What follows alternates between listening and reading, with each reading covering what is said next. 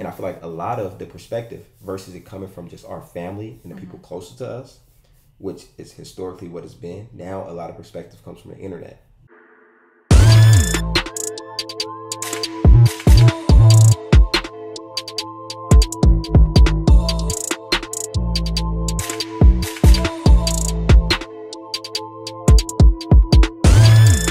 What's up, fam? What's up? Tay and Steph reaction video. In this reaction video, we're gonna react to Patriotism. Why we need it. On this channel, we're trying to get to 70K. Hey. Do us a favor, smash the subscribe button. Help us get to 70K. Be a part of the fam. We're gonna try to save our reaction to the end of the video. We'll see what happens. Let's get into the video. What kind of future will the United States have if young Americans are taught to have contempt for their country? To say the least, it's not a happy prospect. Yet from all accounts, that's exactly what's happening. Ask sixth graders what they know about George Washington, and they're likely to answer, he owned slaves. Well, that's true. It's only one part of Washington's story. The full story, of course, is that... I heard this. Y'all ever heard this before? What? They said George Washington wasn't the first president. What? You ever heard that before?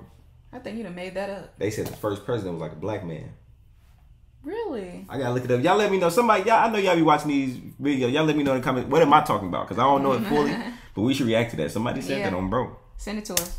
America's first president was one of the great men of his age, universally admired for his bravery, integrity, and visionary leadership. Washington was a remarkable man, but only one of many remarkable individuals throughout American history.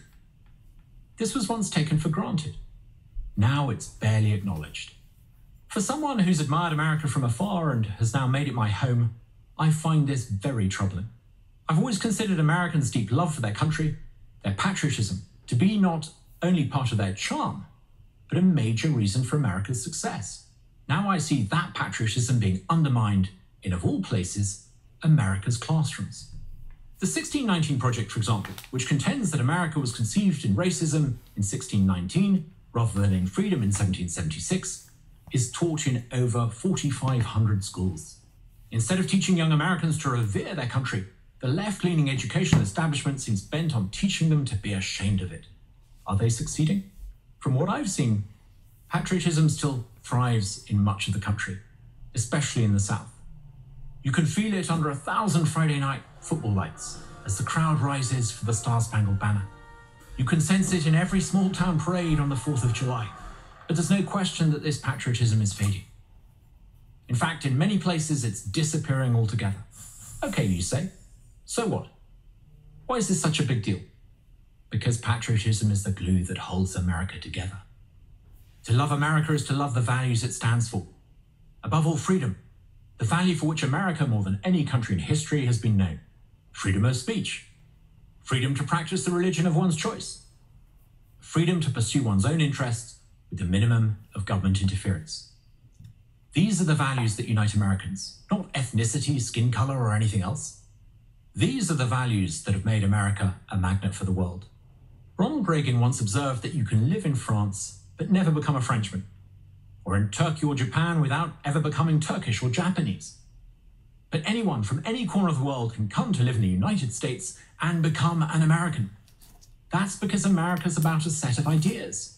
To me, a Brit, this feels like magic. But the magic only works if you buy into these ideas. To do so makes you a patriot. But if America loses that patriotic spirit, well, if that happens, Americans will stop thinking of themselves as individual citizens united by a common set of values and begin to define themselves in terms of their race, ethnicity, religion, or some other designation. America would soon start to resemble the places its immigrants once fled. Over here would soon become little different from over there. Am I suggesting that America's perfect or even close to it? No one's ever made that claim. But before you judge the United States too harshly, you should compare its history with the likes of Germany, Russia, or China, or any country in Africa or South America for that matter. From that perspective, America looks pretty good. And the closer you look, the better America looks. 3 times in the 20th century, America helped rescue the world. In the First World War against German militarism, in the Second World War against the Nazis and the Japanese Empire, and in the Cold War by defeating Soviet communism. The left often rages against American imperialism. That's nonsense.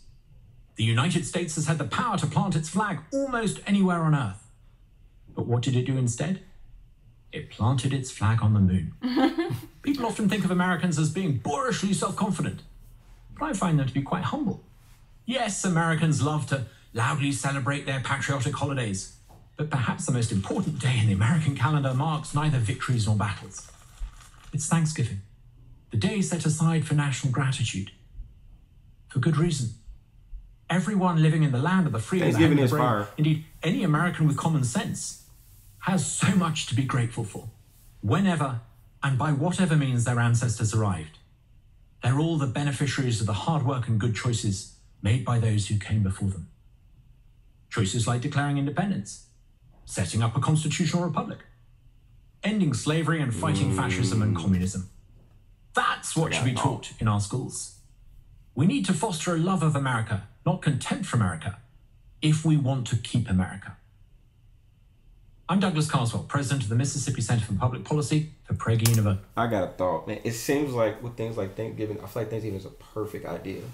Because you ask one person what Thanksgiving is, they will say to celebrate thankfulness and gratitude and things like that. You ask another person, they're going to have a whole nother story about how America took over this and these people was kind of stumped on, and really they, you know, maybe a whole story about people getting, you know, I can't say certain words not to get demonetized, but just crazy stuff happening. So it's two different perspectives on what Thanksgiving is. And I feel like a lot of the perspective versus it coming from just our family and the people closer to us, which is historically what it's been. Now a lot of perspective comes from the internet. And so now it kind of taints. I would have never thought Thanksgiving was nothing more than just being grateful, having family time. It's not until the internet that Thanksgiving becomes the day before Black Friday. Yeah, something. And now it's this whole thing. Same thing with Christmas, right? Now, Christmas, just a day. We celebrate Jesus, the birth, and you feel me? Whatever like that. The internet come along. You know that ain't his birthday. You know the summer solstice. And it's just all this stuff. You know you worshiping a tree. Go read Jeremiah. So it become all this stuff based on the internet. Again, so the internet has its good. I'm not trying to bash the internet.